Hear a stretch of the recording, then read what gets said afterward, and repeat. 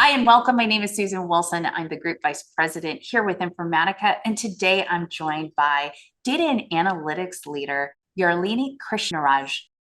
Any best practices for those listening here on designing a data and analytics architecture that provides the right sort of technology capabilities to deliver on business outcomes? Because things change. What you might be defining, you've also got to have the ability to adapt and react as well. Mhm.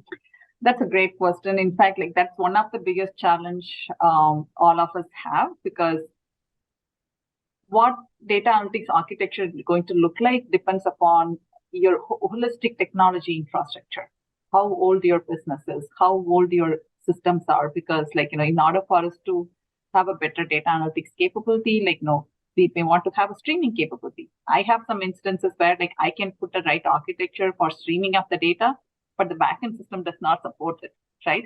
So the long story short, there is no magic bullet for, hey, this is the best architecture that can provide the right capability to deliver value. It really depends upon the use case, depend upon your technology environment, and how do you best use it to bring insights into market, right? There are some technologies like data mesh or data fabric, which are really great. But does it really fit your current architecture, your current system? That balance is always very difficult, because we all want to modernize our data system.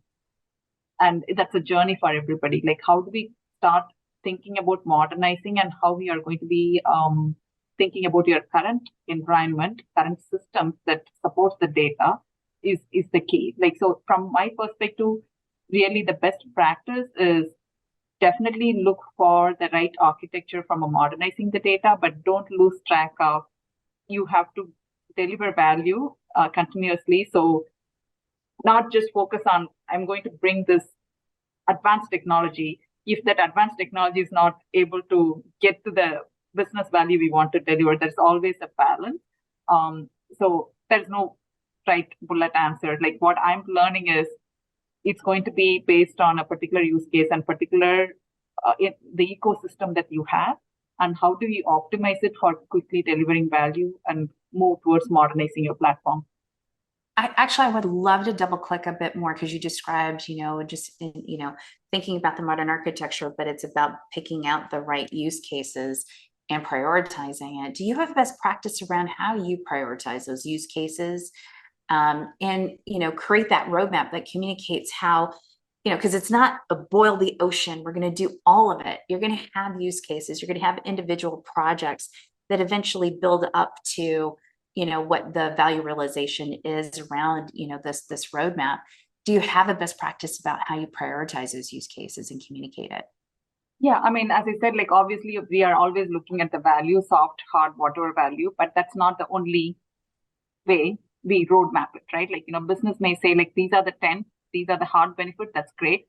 Then we start double clicking into what data it needs, where the data is, and what architecture we need, what are the commonalities between that, right? And so that we can prioritize, what, this is the data that's readily available with our current architecture, we can go ahead and start executing it. And there are other use cases where the data is not readily available.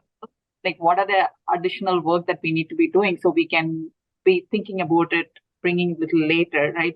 So it's kind of not just value. Now we are starting to double click from feasibility, right? What is the feasibility matrix based on the infrastructure we have, the data we have, and even the right talent we have. There are some areas where we didn't have the right talent, and that particular use case has to wait, because we have to bring in the right talent to serve it. So from after value, there are multiple areas that we focus on to prioritize. One of them being the availability, the infrastructure that's available, the talent that's available, and then how quickly we can bring it to the market. Yeah. Oh, that's a great best practice. I'd like to now pivot to something that we're seeing a lot of. We did a survey at the beginning of the year, and 2/3 of chief data analytics officers had said that they were investing more than in prior years in data literacy or fluency. Some people prefer to hear fluency versus literacy, but data literacy fluency programs and improving their organization's data culture and helping to drive that cultural change to have a data-enabled organization. How do you define success for your data culture and literacy efforts? And, specifically around the ideas around improvement in decision-making by leveraging data? Yes, absolutely. In fact, like the data literacy is one of the top priority for me for this year. We have just started doing some POCs around what kind of a programs that we should be instilling, and then what should be our success metrics needs to be. We just actually started doing that, so it's very timely. The way we are thinking of a success, right? First of all, can we reach the audience, with the 30% of knowledge? What we mean by that is there are again different personas we are going after. One is maybe the first person as the executive or anybody, not just executive, anybody who needs to be utilizing this data to make decisions, right? How do we educate them at the basics? They don't need to know all the nuances, 30% of providing 30% of literacy to them. What does that look like? And then the next person comes in, which is they are really deeply using the data and how they are able to use the data in a more effective way. In order for them to do some analysis or get insights in the past, it took them 2 weeks or even 3 weeks or whatever. Now we are providing this data literacy program. Now they are able to get to the information and insights they need faster, right? That is the community which actually using the hands-on data. And then the third community is obviously the actual developers, right? So providing the right kind of literacy to them, even right kind of a data catalog and dictionary and things like that, so that they can very quickly develop things right? So we are going after different personas who need the literacy and different levels within those personas, and then really measure how comfortable they are able to use the data, how easily they can share the data across, or even share the wealth between them to get to the insights that they need. So it's a journey. It is actually, if I'm being honest, it's not going to be very easily measurable with the one measure, but it's through the surveys, through some of the impact analysis of what they used to do pre and after literacy is how we are thinking about of measuring ourselves. Yeah, you're effectively, I love the way that you described it. You're meeting these personas where they're at in terms of their data, their technology understanding, their business understanding, and mapping out a curriculum that helps them to engage with data better. So I love how that's outlined. And I look forward to hearing more about how that's going, because in many cases, it's going to be a journey for so many organizations, and it'll be key. I'm curious to hear how technology helps to play a role, an enabling role. It's an enabler for data literacy and just fostering that active community, because you described some data sharing, data knowledge sharing that are key. And I'm curious if capabilities like a data marketplace help to catalyze some of the shift that you're looking for. Absolutely. Again, data marketplace is a good place where will be presenting the data. Again, if we don't provide them the right literacy, they may misuse the data, right? So again, data marketplace or any kind of central place where we can provide them the data is great. That is a good starting point from a technology perspective. I think even giving them the right tool, right? Are we giving the right tools for using the data in a better way is important. And also, are we enabling them to tell them how they have to use the data?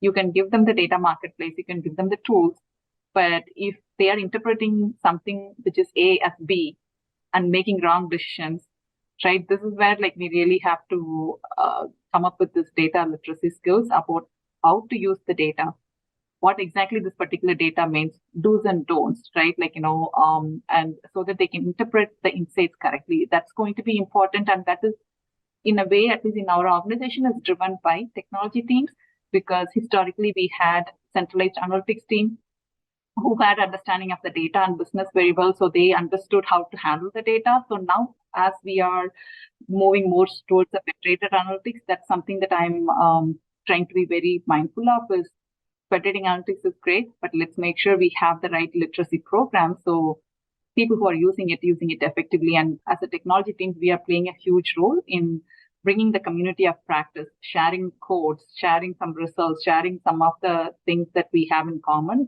and in enabling the community.